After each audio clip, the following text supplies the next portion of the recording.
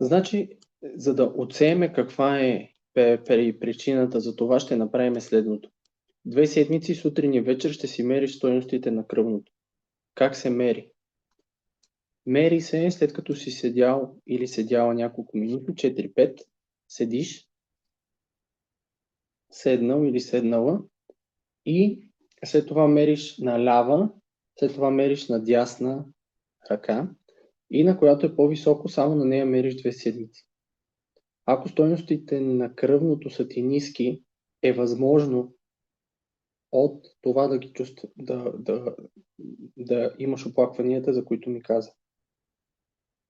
На следващите изследвания обаче, когато ходиш, все пак за всеки случай ще си изследва инсулин, защото доста често, именно при проблеми с инсулина, има подобни оплаквания.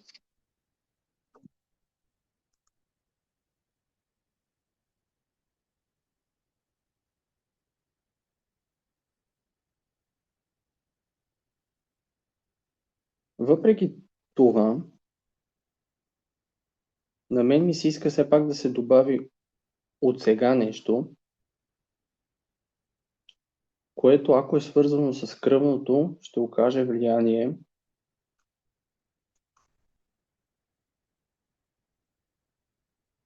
Фен ли си на кафето?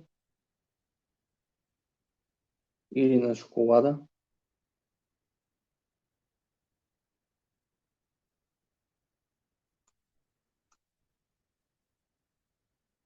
Окей, добре, а на зелен черен чай?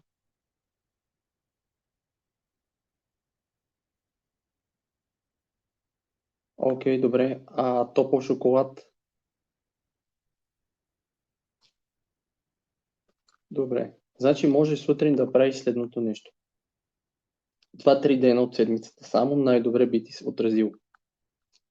Да пиеш сутрин един горещ шоколад, може с